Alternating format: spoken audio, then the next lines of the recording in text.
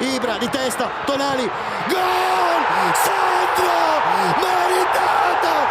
Sandro! Hello everyone and welcome to another episode of the SempreMilan podcast. I'm your host, Ollie Fisher, back after a week of absence. My pleasure to be joined by AJ, who I thought was going to be absent this week, but he's here.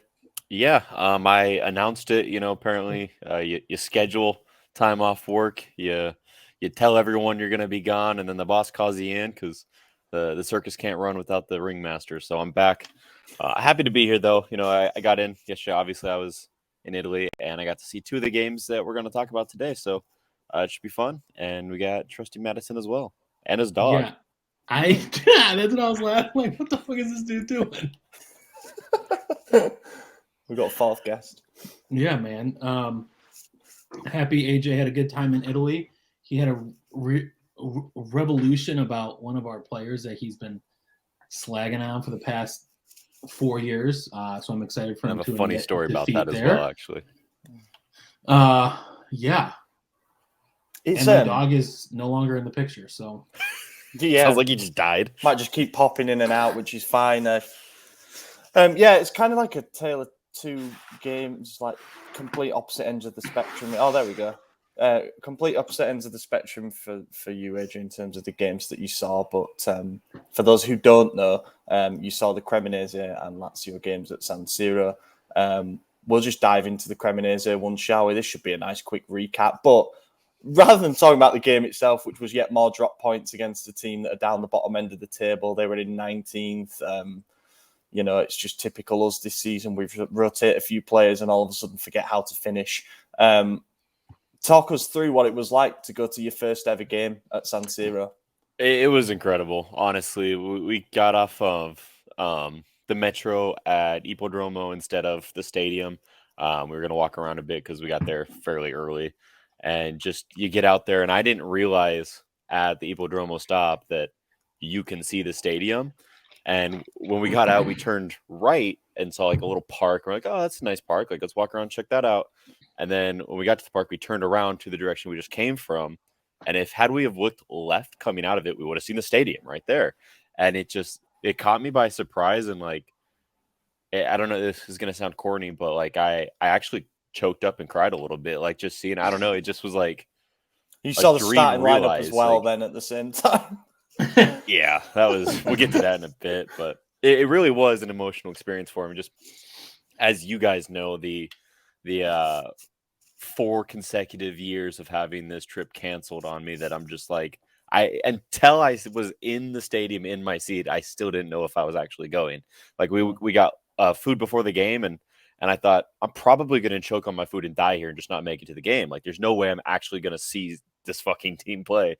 And I got to, and then I got to do it again a few days later. And it was just incredible. So if to anyone who hasn't been to the stadium, comment below and let us know. And maybe next time we go, we'll actually do a live vlog. We've talked about that forever, never did. But if you have been to the stadium and you're not interested in that, just tell us your experience of it. And, we could compare notes because you guys probably see me. I'm always replying in the comments. But yeah, incredible being there. It was just the coolest thing ever seeing it. We got to eat with the Curva. Some stories about that I don't know if I want to share on here because they probably will get us demonetized. But you guys heard about that experience. Got into the stadium and we were in like the 4th row of second orange, section 269. Nice. That was intentional as well. It was really close to the Curva, but not in it for the disaster, because obviously my girlfriend came and I wanted her to get that experience, but I didn't want to put her right in the shit, off the rip. I was like, ow, because her only experience has been DC United, who is consistently last place in the MLS in a very small stadium. So the fan base there, I'm sure you can imagine there's quite a huge gap in quality between the ultras in San Siro and in Audi Stadium. But yeah, so we got there. They were loud as shit. It was fantastic. My watch was going nuts, saying, "Hey, the decibels are at 95. 10 minutes of this, and you'll lose your hearing." And 90 minutes went by, and it never got quiet. I got quiet one moment. That was when Cremonese scored to go ahead, and I believe like the 79th minute. Salamakers had scored an offside goal. All you're saying it was offside. I still haven't gone back to watch it or any of the highlights. So I didn't actually see it, and from my angle, it was on the opposite end of the pitch, so really couldn't see it at all. It just looked like someone played a great ball.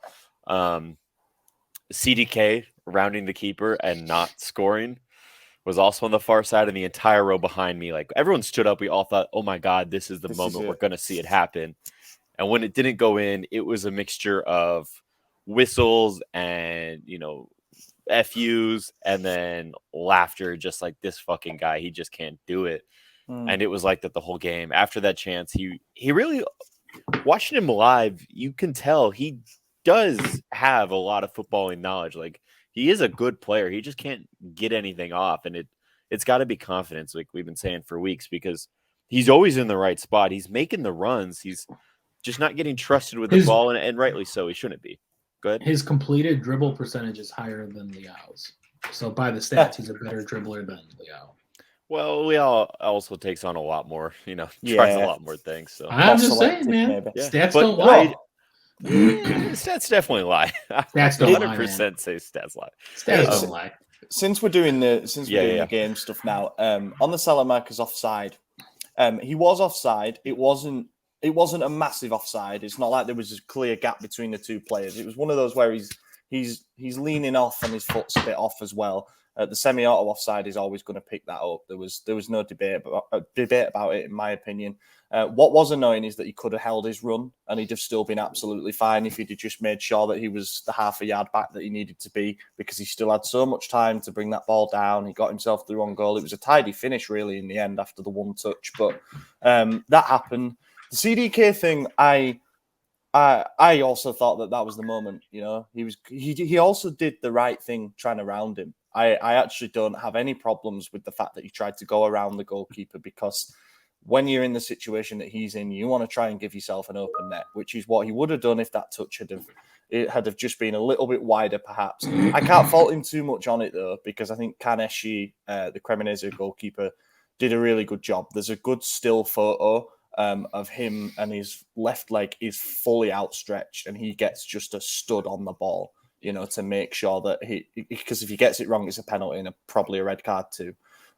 So yeah, that happened. And then fucking Okereke scored, holding off two players. Chiao, in my opinion, could have maybe stepped up and made the intervention a little bit earlier, but he wasn't given much chance to do it after that because Kalulu decided to scissor him to the floor for some reason. I mean, that must have been funny to watch live.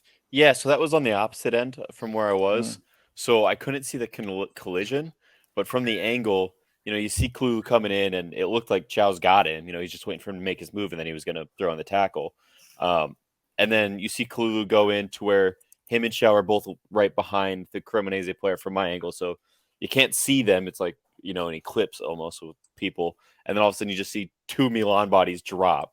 And it looks like the Cremonese dude just like plowed through him somehow. And we're like, what the hell happened? And that was the first time the stadium was silent. The first time you hear the Cremonese fans. And I really thought I showed up to San Siro to see us lose to Cremonese, to see 0 minutes of Theo, about 10 minutes of Leao, which we'll get to.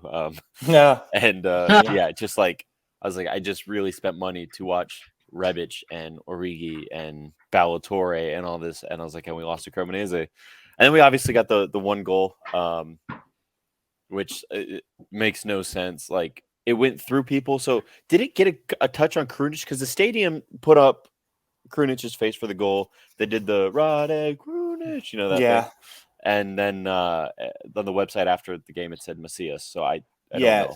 I guess they thought that because it did flick in after Macias shot the ball or passed or whatever he attempted to do. And I guess they thought it was Krunic who got the flick on it. But it was actually the Cremonese defender. But because the original effort was on target, it goes down still as Macias' goal.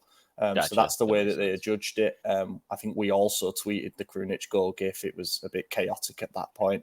One thing that did happen, though, was Krunic just running up and pushing the dude down with his chest, which, like... That was mad. It should almost negate the goal, right? Like, that's an offensive foul in the build-up. Like, that... In my opinion, I'm like, okay, what are you doing? You should never do something like that. That's just asking for trouble. But he clearly said something in his ear, though, because it was it was one of those I showed you kind of thing, and he boffed him. It was right after the red card, right, for the guy who punched Tonali. Oh my god, I'd forgotten about that as well. That was crazy in itself. That was nuts. That forearm smash. It got a little bit like that towards the end of the game. Mm-hmm. Like, there was a fair bit of needle. There was stuff happening off the ball. There was clearly some stuff said between the teams, but it was good. It's to always see like that when fight a lower from us. side takes the lead. Yeah, and then they're hurt all the time. They're trying to stop down play, and as the better team, you're trying to restore that equality or get your own lead. And so it's just the problem is it can end up working against you in a way as well, like because of what happened with the red card and the remaining time that was left in added time had elapsed. I wasn't confident that the ref was going to add that extra time on, and he did. We had one more sort of pump ball into the box, but I just think it can disrupt your momentum a bit when you get involved in that kind of thing. But also, if you're getting one of your players' forearm smashed in the face, then you don't really have much choice but to stick up for him. Just more drop points again after Empoli, after Salernitana, Bologna. It's just the way it goes. When we rotate enough bodies, we just have very little in the way of fluidity. And unfortunately, that proved to be the case again. Oh, I didn't realize Leao came on in the 62nd minute. That's the other thing. Just after the hour, yeah. What I didn't realize was how fast the game goes when you're there. Because I swear, dude, it's so much faster. 8 minutes, Mm-hmm. Yeah, it flew. But also, by like, start to finish. you're like, also kind of like in like a daze, right? Yeah. I haven't been to Siro, but I remember being at Goodison Park, and I was just like, I hope this never ends. Yes. And then it ended. That was the very funny fast. part too. And I was just like, what? No, like nothing happened. Yeah. Like what happened?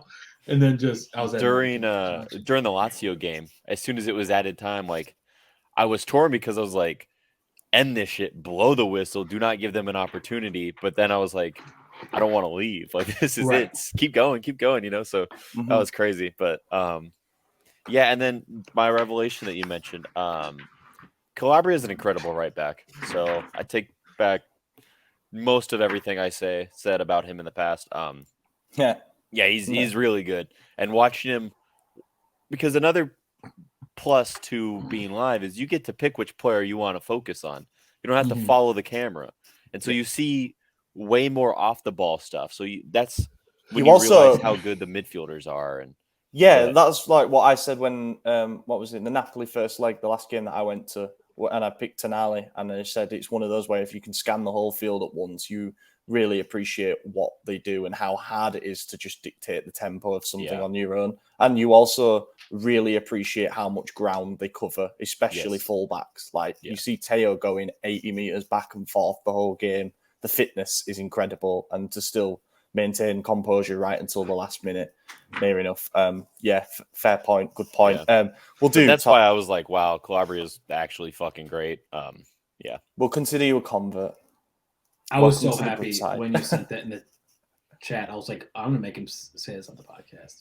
Well, so the funniest part about it is I tweeted that, or I sent it to the group chat.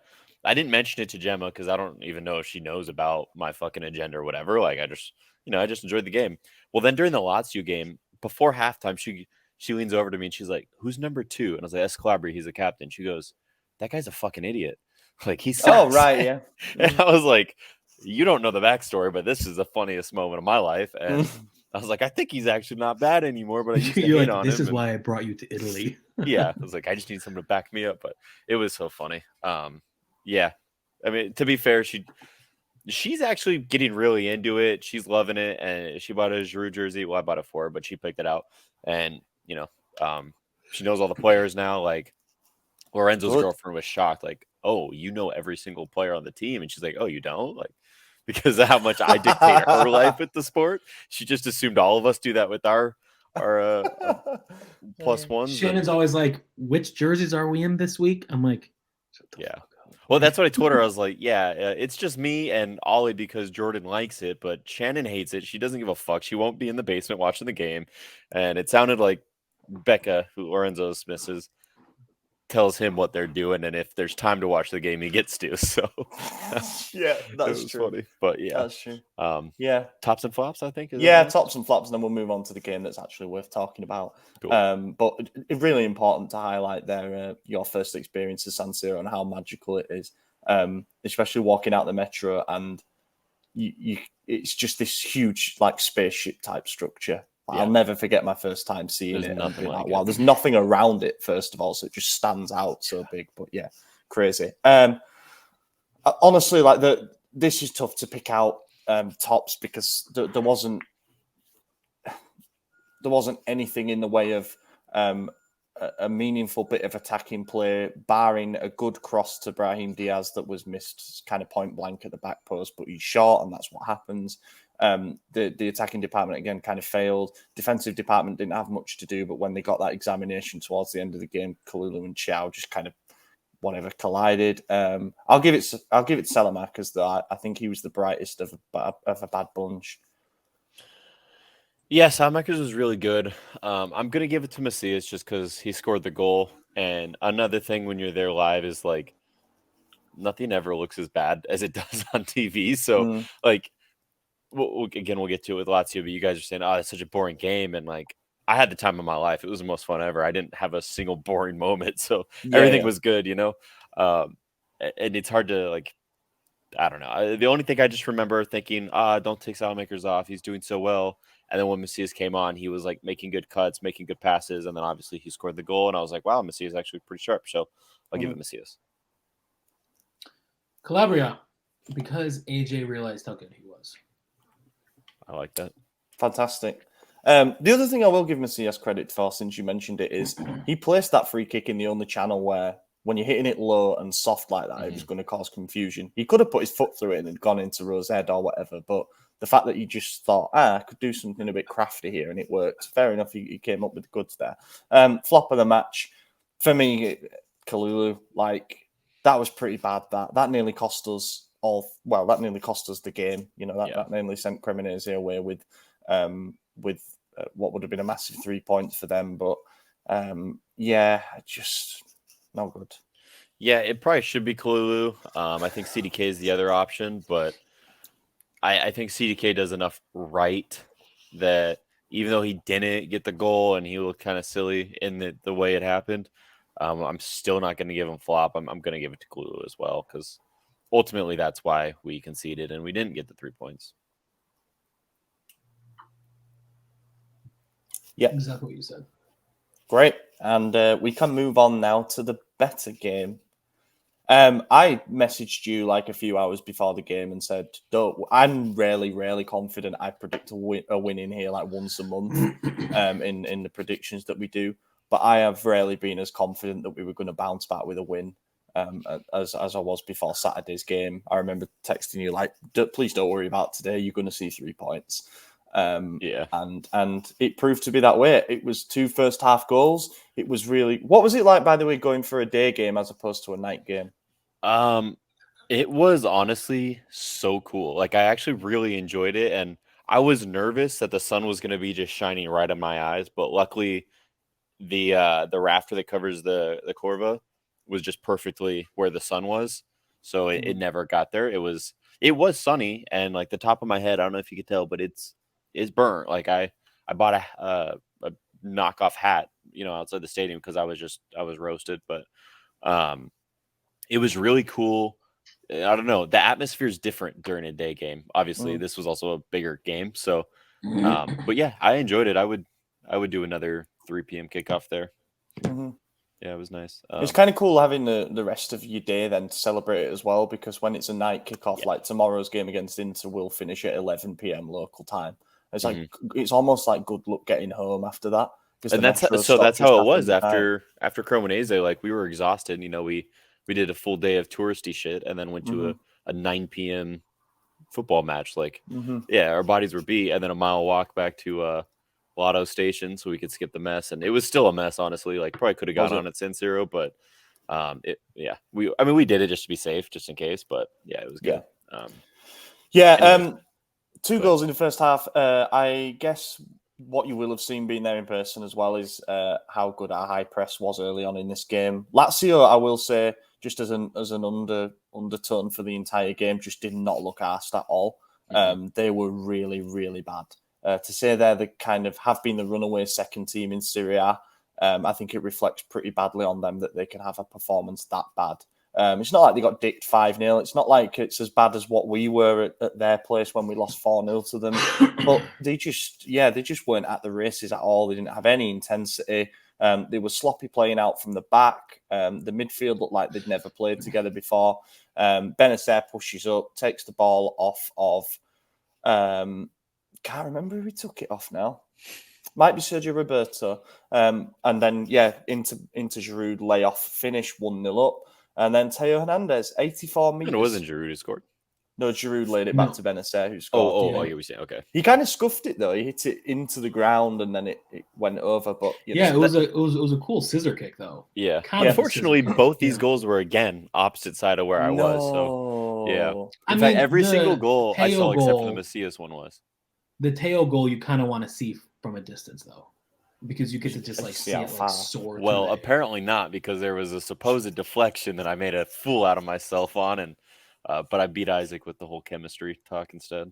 No, he just understand that you were trolling him. Yeah, you can go with that if you want. I mean, look, it wasn't a colossal deflection where it was going one top corner and it ended up in the other bottom corner or anything like that. I mean, that's where he was aiming the ball roughly, but it did take the deflection and loop over Provedel. Just an incredible run though. Like Maignan again, heads up play, looks up after claiming the ball, sees Theo right on the corner of his own box, and then when he gets going, it seems to be the same run every time when he does these solo runs. He goes out to the left at first, and then he makes his cut down the middle, and he exploits the stretch space between their defence and midfield, obviously, that was there. But again, really bad defending, little in the way of closing down. But a tidy finish, and good to see a memorable goal like that in person.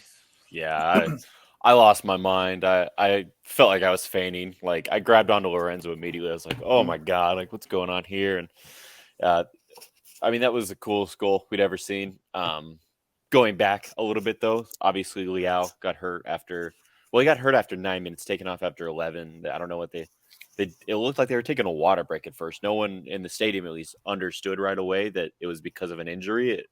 That we were just like, why are they taking a water break already? It's only been 9 minutes, and then we saw him not move once they restarted play and he was still on the pitch.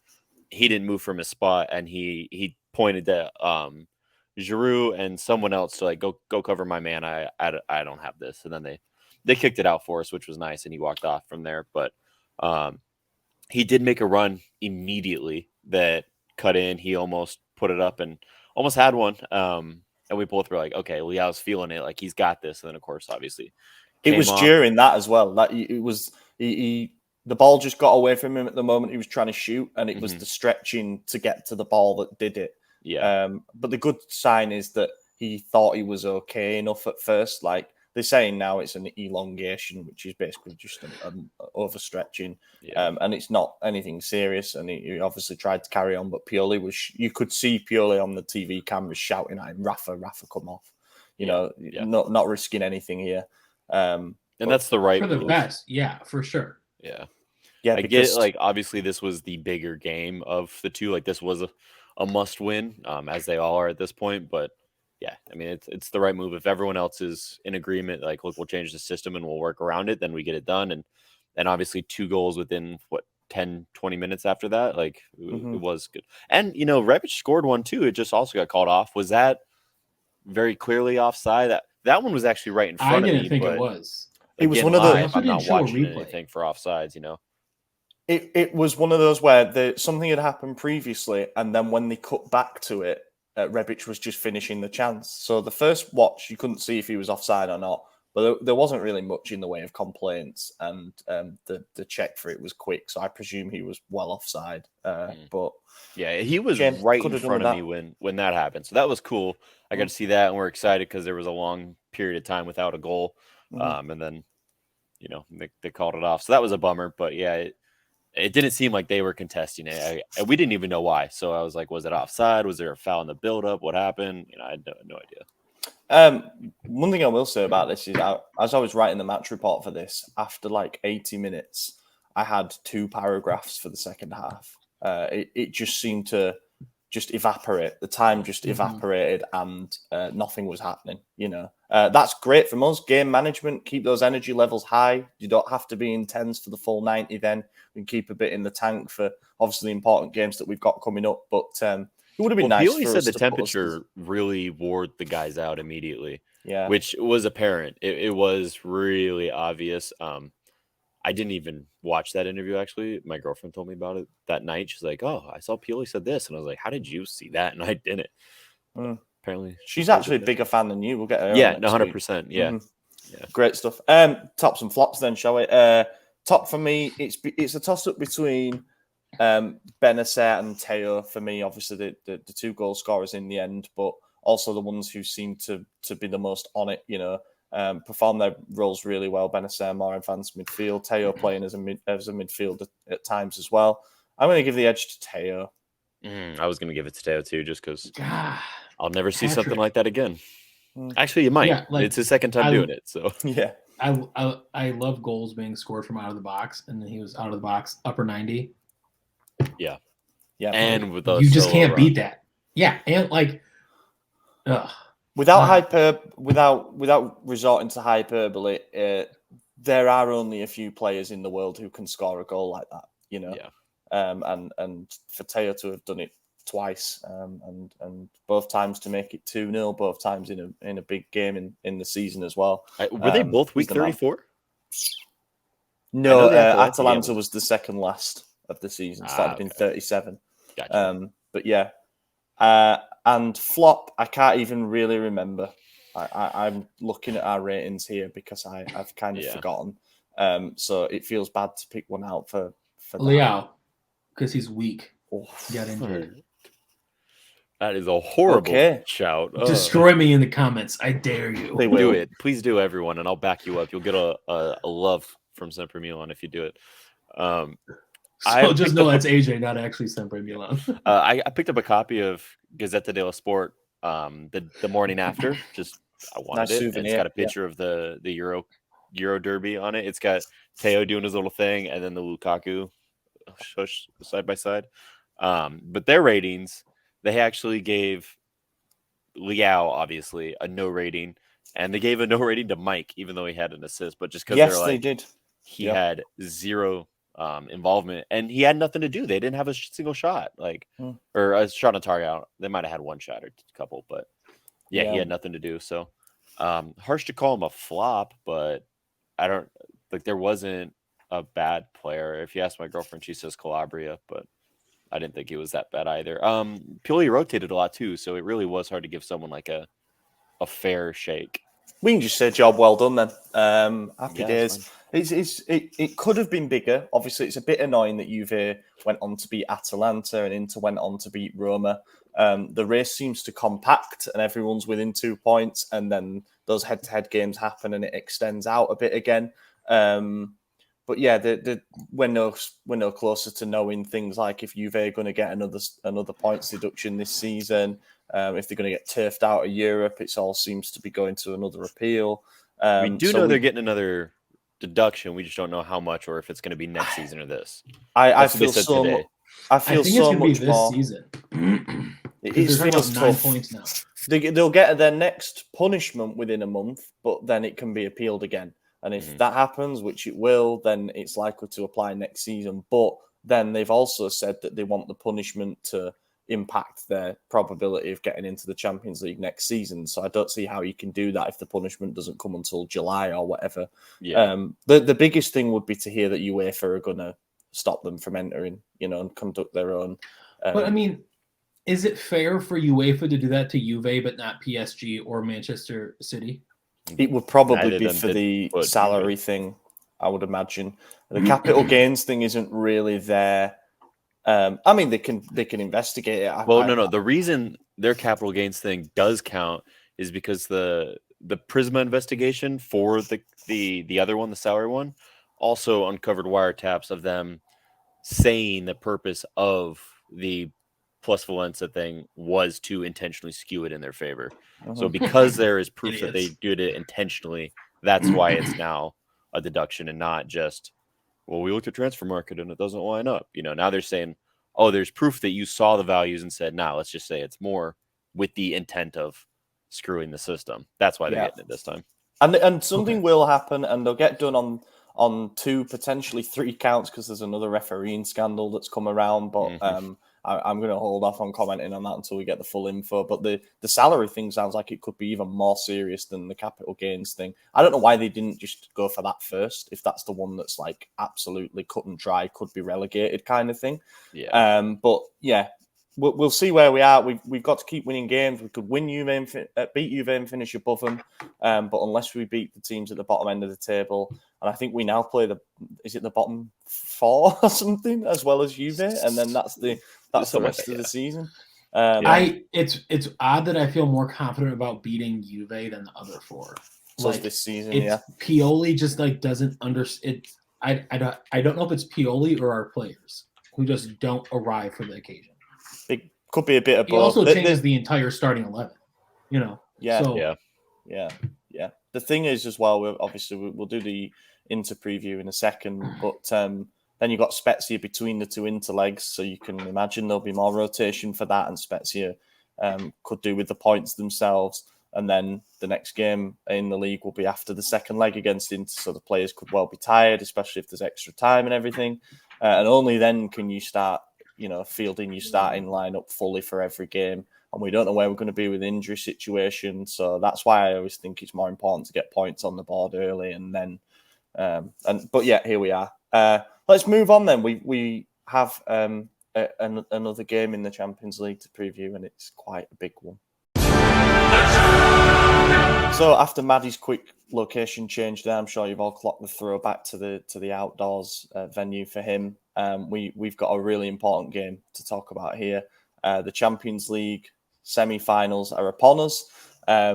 Obviously, knew the situation when the quarter-final got drawn against Napoli, that if we beat Napoli and they beat Benfica, then we'd be setting up a first derby in the Champions League knockout stages since 2005. It's the first semi-final derby since 2003. 6 days, 2 games. Apparently, something like over 170 countries that will be tuning in around. There was 2 million ticket requests, so you would need to times San Siro by 26 in order to fit them all in. And yeah, here we are. It's upon us. It's the big one. It's the biggest thing that I think we've covered probably on this podcast. I'll go that far. Definitely. I'm going, by the way. I don't know if I mentioned it. I can't wait. If I got a ticket, I wouldn't be on the episode right now. I'd still be there. That's for sure. Yeah. I will be watching from my basement with my buddy who's an Inter Milan fan. Whoa. I know nobody else. You got Milan Club Detroit. You're right, but I also have to work. Yeah, I can't work from a cigar bar. That's fair. But I can work from my basement. Very true. Mm-hmm. Massive. This is, I think, one of the most important events for Italian football in the last decade as well. For years it was regarded as a one-team league. Juve racking up 9 titles in a row. But now the Milan teams, having won the last 2 Scudetti before Napoli crowning title this year, have kind of overthrown their dominance. And now to have this run deep into Europe as well, once again, something that only Napoli and Juve can dream of. I think it's fantastic to have, I'm going to say, the 2 biggest clubs in Italy up there competing again. Everyone's kind of writing off this semi-final as being, the clear poorer one of the 2 in terms of quality, because you've got Real Madrid and Man City on the other side, and we'll get a look at them in the first leg tonight as well. How are you feeling about this? Excited, nervous, mixture of the 2? Yeah. Yeah. I mean, you're always going to be excited when you're playing the Champions League, no matter the opponent or what stage of it. Then when you make it your inner city rival, and knowing that you lost to them in the Super Cup earlier in the season and the league once, and then beat them in the other one in the league, knowing that you're going to have this big game 5 times in 1 year. It's a record amount of times. Like, it's it's every emotion. It's scary. It's terrifying. It's exciting. It's happiness. You got Leao out. You got Inter in good form. Like everything's stacking against us. Like the odds are flowing each way all the time, and it's not one I'm confident for. That's for sure. I'm nervous as fuck. Yeah, it's like a double-edged sword, right? It's like you want to win, but if you lose, it sucks that you lose. Then if you lose, Inter go to the Champions League final, right? But then it's also like, hey, at least an Italian team is in a Champions League final. Like it's good for the league overall because if it's Juve, they're not gonna win it. Yeah, I don't think Inter are either. But this game determines who I'm rooting for in the final. That's for sure. Well, this game is playing for the right to lose to whoever wins the semi-final. Hey, it's not like that. We're in the semi-final just like they are, right? Yeah. Just because we're not going to be favorites, but Napoli were the highest scoring team in the Champions League this season. We held them to 1 goal. That's massive. It is. Yeah, it is huge. We seem to have found another gear. Stats matter, AJ. We seem to have found another gear in the Champions League this season as well. In terms we lost of just 3-0 last time we played them. How's that for a stat? Shut the fuck up. Sorry, I'll continue. No, it's fine.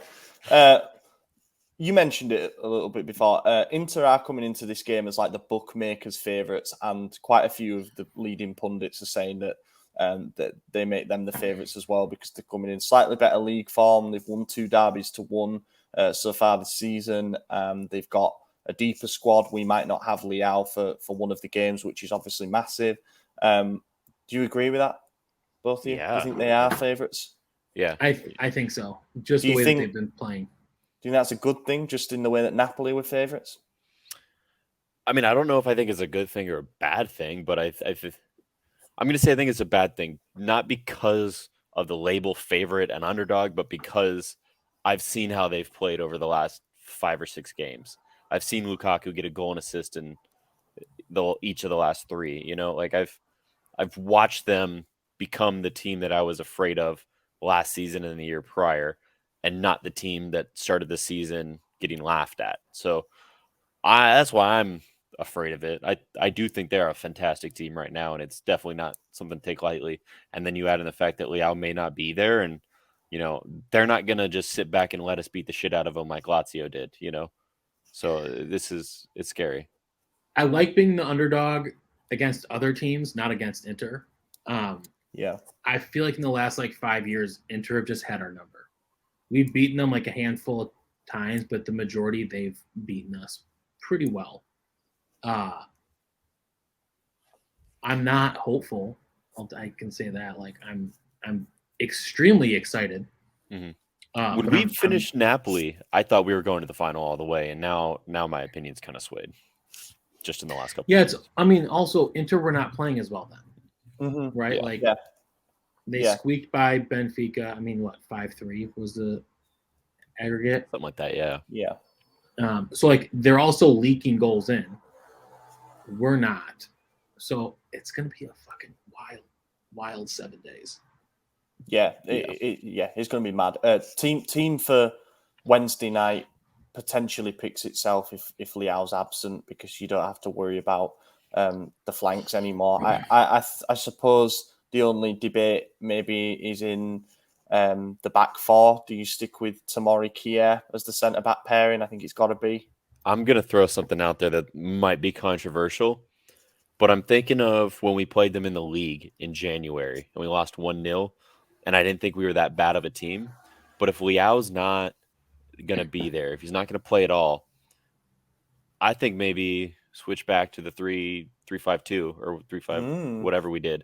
Just because I know our defensive ability and how hard they struggled to break that down, and knowing their form and knowing that we're not going to have our attacking option, who, by the way, was the only person who really struggled in that formation. So now he's gone. Go back to that formation that defensively we're killing it in, and I don't know, maybe hold out a 0-0 or even a 1-0, or maybe squeak a goal in there, And then for the second leg, if Leao's fit, then we go back to what we're doing and go for the win at that point. I don't know, but obviously it's a game of it's not a game. It's 2 games. It's not just 90 minutes, but I don't know. I'm just afraid that we're going to let this game get away from us, and then it does become just a 90-minute affair, and the second leg is, just there. It doesn't inconsequential, but Yeah. My brain's everywhere. I'm nervous. I'm still jet lagged. I can't think of something. Sorry. This is what derbies do, and then when you up the stakes this much, you start second guessing every single opinion you've ever had about this squad. You start thinking, should we play Calabria against DiMarco, because Calabria tends to struggle sometimes tracking runners, and DiMarco scored a couple of important goals recently, but then Kalulu's also been struggling to mark his man, and you just start thinking of all the individual player battles that are going to happen all over the pitch.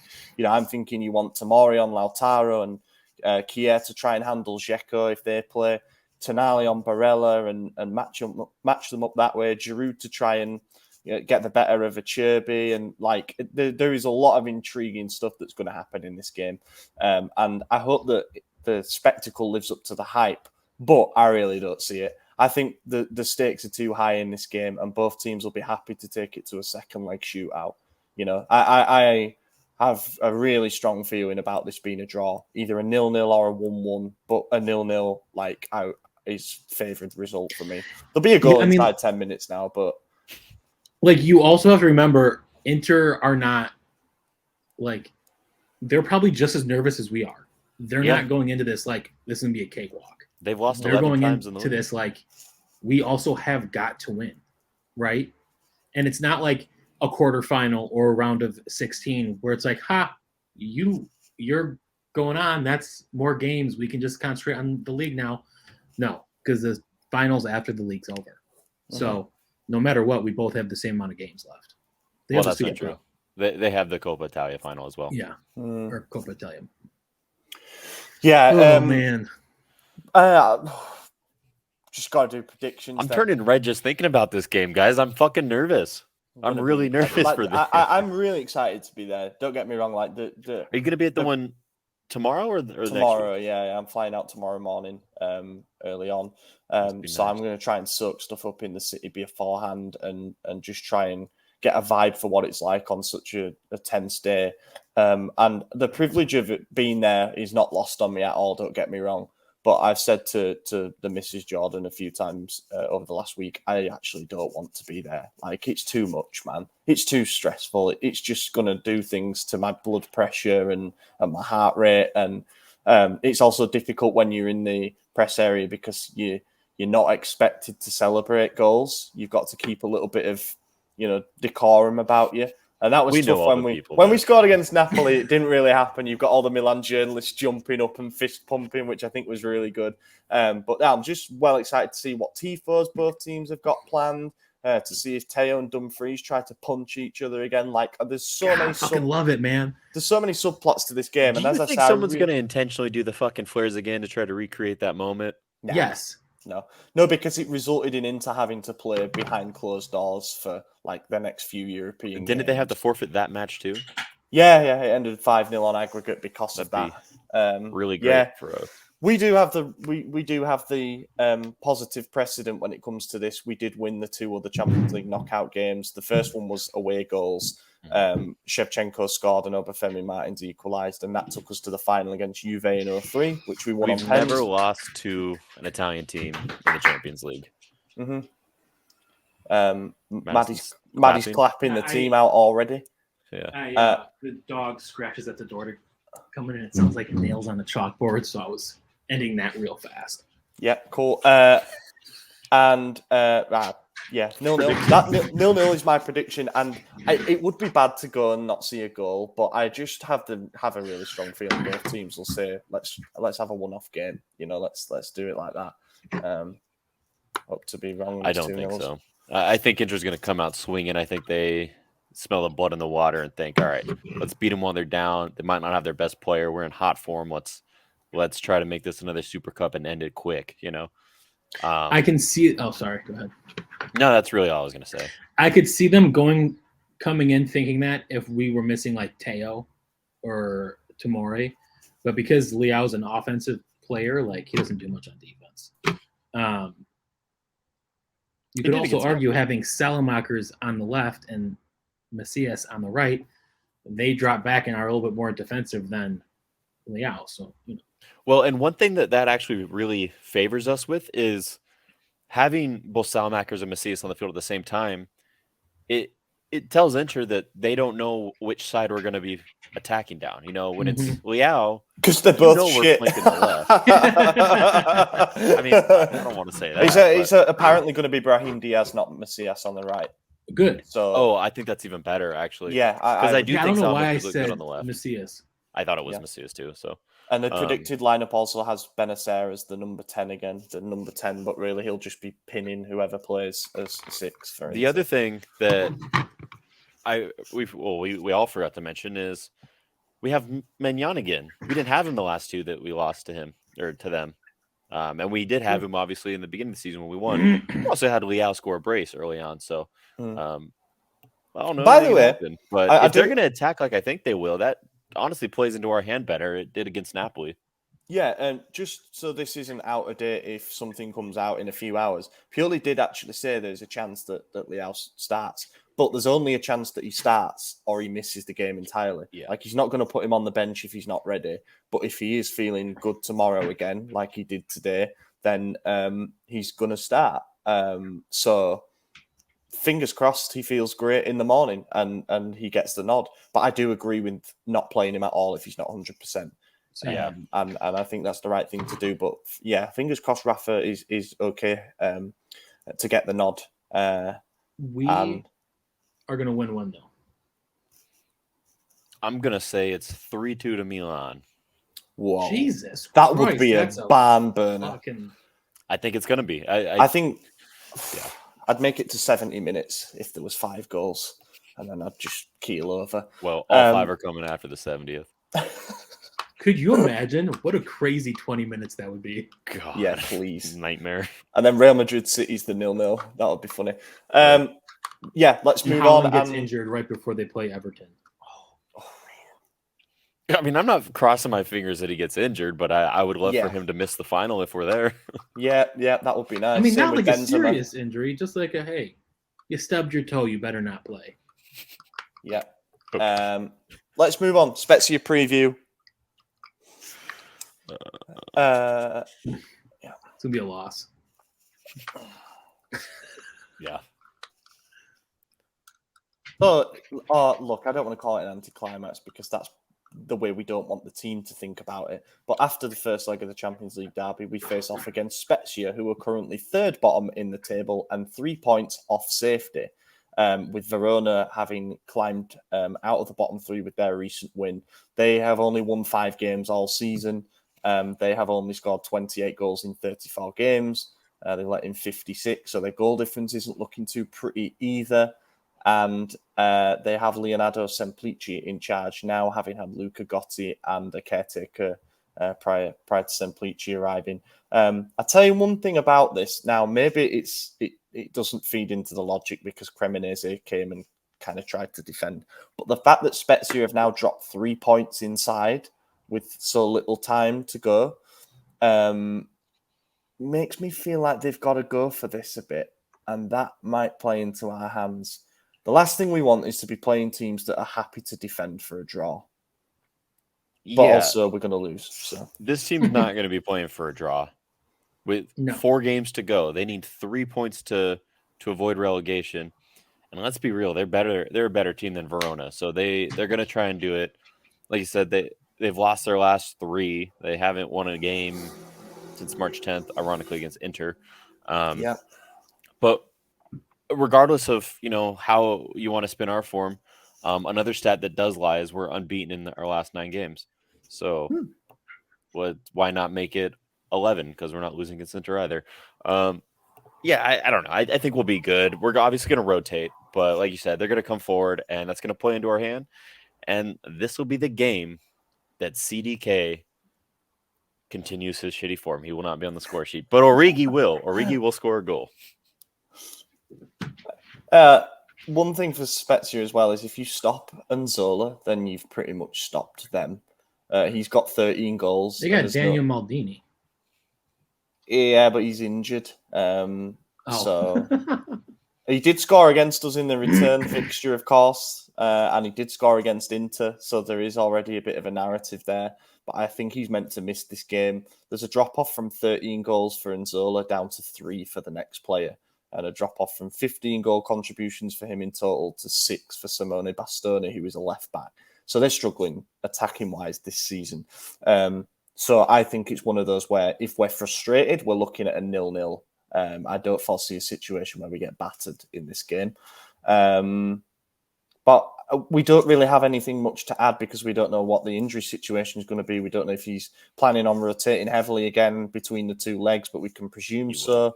Be likes of, probably Macias, maybe CDK, Origi, I don't know.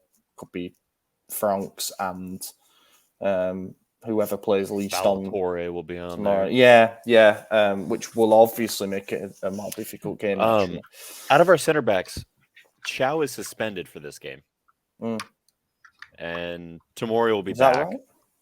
Yeah. Okay. Yeah, because all 4 of our center backs... Oh, we lost Madison. All 4 of our center backs were a card away from suspension a couple games ago. I know Tomori got it. He missed Cremonese. Chow got a yellow against Lazio. So Kalulu and Kier still need to get a card. So I would imagine they don't play. I would assume maybe it's going to be Gabia. Well, one of them has to. Unless it's Gabia. Yeah. Unless it's Gabia. Yeah, he does have a 1-game suspension to serve. Kier, Rebic, Pabega, and Kalulu, the ones that are one away, as you said. I guess we just do a prediction. What did I say? I said it'll be a 0-0 if we get held. So I'm going to go 2-2 and just against my judgment. I'm going 2-1 for us. I think they're going to score early, and we're going to be clawing back the whole time. And then we'll get 2 late goals. Mm-hmm. I'm going to go 1-1 draw because that's how all these games have been going. That's probably the safest bet, to be honest. Good to have so much confidence ahead of a game against a team in the relegation zone, but here we are.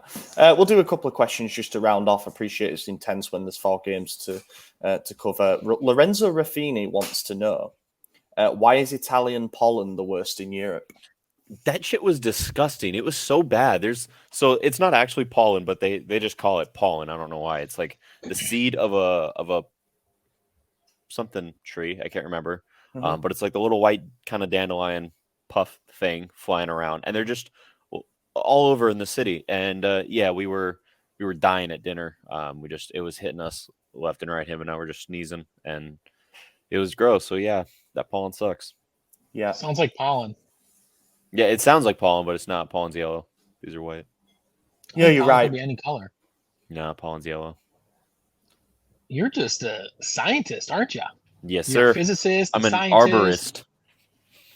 I honestly think that it might also be pollen, but just a different type. But I'm not going to pretend to know, so we'll go with AJ on that. Rezani asks, if our bench was a Serie A side, where would they be in the table? Final bottom 3.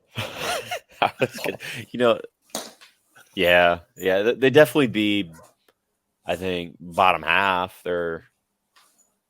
I don't know if they actually. You know what? Here's a hot take. I think they're all good players, but none of them are getting it together. They're not clicking. If they were their own starting 11 and over a 38-game season, I feel like they would eventually click and find form, and they would finish 6 to 8 in that range. That is highly unlikely, but I appreciate the confidence. Yeah. You've also got to account for all of these backups getting injured and then us having to bring in worse backup players like Bakayoko's getting games in this season and stuff. I'm going to say we finish like smack bang, like middle range respectability, but not pushing Europe, somewhere 12th. Like, I don't know who the fuck's 12th, like Udinese or whatever. But it's tough to know, as AJ says, if they got a run of games together, it could actually unlock them all. Gregory Peck asks, he's got a 2-part question. Number 1, do you think Milan are respected outside of Italy, mainly by the British media? So the reason that I think he asked that is because you've got like Gary Neville tweeting, he's saying he thinks that Milan win against Inter, and I actually remember more of us getting slagged off. Like Harry Redknapp said, Spurs are certain to beat us, and then Paul Merson said whoever goes through doesn't stand a chance against Man City or Real Madrid. But I guess we still have a bit of weight, you know. Yeah, well, I mean, I think that the question's British better. media lives in a bubble where the English Premier League is the only thing that exists to them and the greatest thing since sliced bread. So, yes, 100% I agree with that. I also recognize, though, that the way the Premier League specifically is marketed to the world plays a big part in why they are the number one league. And every pundit is always going to pick them because of that. If they weren't getting 6.9 billion pounds a year in TV rate money, you wouldn't be seeing every person who is on TV say, they're the best of the best of the best. You know, you even see when Serie A was on ESPN, who is the American holders. Sorry, that's not true, but they do like FA Cup and stuff like that. Those pundits were slagging off the Italian teams in favor of the British team while they were the network that had it, because the Premier League, like they pay so much more money. Of course you're going to market them. Of course you're going to hype them up. So, yeah, they live in a bubble, and yeah, they probably undercut us. But when you get down to the nitty gritty, if you ask them off camera, off the record, I bet they'd give a lot more level-headed preview, and they probably would still pick City over us because, let's be real, they're beating us if we play them. The second question was DNA. Yeah, DNA. The second question was, I'm hoping to go to San Siro next year. Any recommendations / tips? Yeah, I got a whole bunch. I mean, Ollie, you gave me a bunch of yours, and I followed most of them. So, yeah, I do want actual ones. I mean, stay somewhere close to a metro station. You don't need to buy a metro card that's contactless payment with your bank card. So, just use that. I told you that. Isaac was trying to get you to buy one of the tickets from the shit machines that never work. I'll be honest. Isaac is like an that. 80-year-old man who doesn't know how to use technology. Yeah. I didn't know that either you or Isaac had commented on that, to be honest. It was Gemma who's like, yeah, you just use your bank card. And I was like, what? Oh, yeah, and then we explained it to Lorenzo, and apparently they had been taking the fucking city tram the whole time until we showed them that because they didn't want to buy a bank card. So, yeah, it definitely comes in handy. Stay near a station and get to the stadium a couple hours early. There's a bunch of restaurants out front where the Corva meets. You get a great dinner. Then you go in, get there an hour and a half before, and you get to see the whole warm-ups. You get to see the Pioli's on fire chant. You get to see a bunch of great stuff. And don't be frugal with your money. Have a good time. Enjoy your visit. It's a wonderful city. A lot of things to do.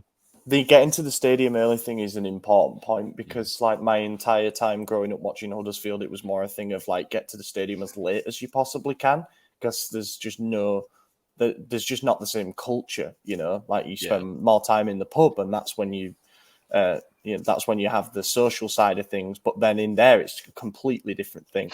You know, if you want to see the Pioli's on fire chant, you got to be in there like an hour, 45 minutes before. But it is well worth doing it for. So yeah, I would definitely agree with that. And Abhijit Mohan wants to know if Torgrude gave Lorenzo the beer that was promised from Madison. I did. Was that actually asked? Yes, it was. Yes, dude. Thank you, listener, for watching till the end of the podcast. Yeah, hell yeah. Yes, I gave it to him. Funny story about that actually is so we got to the stadium and we get to our seats and the concession stands was right above our section. It was actually a short, quick, easy walk. But I reached in. I had to carry a man purse basically because pickpockets. That's another travel tip. Don't put your wallet in your back pocket if that's where you normally put it. Get like a carry thing in your front. Avoid pickpockets. So had my cash in there. I didn't grab my wallet. I just reached in, grabbed cash, grabbed a 50 euro note, and we went up and I was gonna give him half of it, buy beer or whatever. So I get up there and I order 2 waters, one for me, one for my girlfriend. Order a beer for me. And then Lawrence was like, all right, get 2 waters for us and a beer as well, because his girlfriends are also. And I reached in and I realized that 50 euro note was not a 50 euro note. I grabbed a 10, which is pink, as is the 50, and then a 5. So I had 15 euro. And he didn't have his wallet because I told him it's on me / Madison. And so I ended up getting him a water bottle. And we went back, and then at halftime I went up with my debit card and, bought him the rest of it, which I don't think was equal to the money you gave. So afterwards we went to dinner and then gelato, and I bought him and his girlfriend gelato. So. Yeah, he messaged me. He goes, "Thanks for the beer and the gelato." And I was like, "I didn't fucking buy you gelato, man." No, I'm just kidding. I just said, "Glad you enjoyed it. Happy birthday." So yeah, no, we had a great time. Yeah, Lorenzo's a great dude. His Becca, she's a sweetheart. They're fantastic people. So yeah, we had a lot of fun. Family, eh? Friends. Yeah, definitely. I mean, we spent the whole day together, and unintentionally the night prior, like we knew he was getting in that Friday, and he's like, "Okay, me and Becca, we're gonna do our thing," and I was like, "Cool," because we're doing our thing. They basically were a couple vacations, and then we coincidentally showed up at the same fucking night spa at the exact same time. And that was on accident. Yeah, that was not planned at all. Realize that. Neither of us knew what was happening until he said, "We're going to spa." And I was like, "Hold on, I'm going to this one." And he's like, "Oh, that's the one we're going to." And so we walked in and we saw him and Becca sitting down eating in their robes, and we just got ours on. So then we just kind of did that thing, not together, but together, if that makes sense. Had a good time. And then the next day we spent the whole day together, did the Milan tour, the shop, food. Then after the game, we went back, freshened up, went to dinner, had a great dinner together, and then browsed the streets and stuff. Yeah. So good times.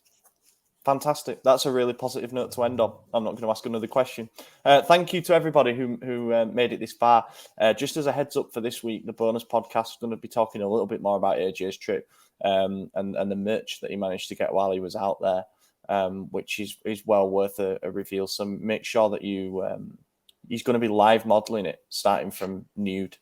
So you don't want to see that. Make sure you tune in for that. And yeah, thank you. If you got any thoughts, any predictions for the derby, get them in the comments section. Give us a like and subscribe to the channel if you haven't already. And as I say, make sure to check out the Substack this week as well. Thanks for watching, everyone. We've got to do the sign off. I've been your host, Ollie Fisher. AJ, cheers. Yep, 245. Edward__Taylor. See you in a week. Eccolo Ante in area di rigore, Ante, Ibra, gol! Vediamo se è buono, ce lo dà buono, ce lo dà buono, ce lo dà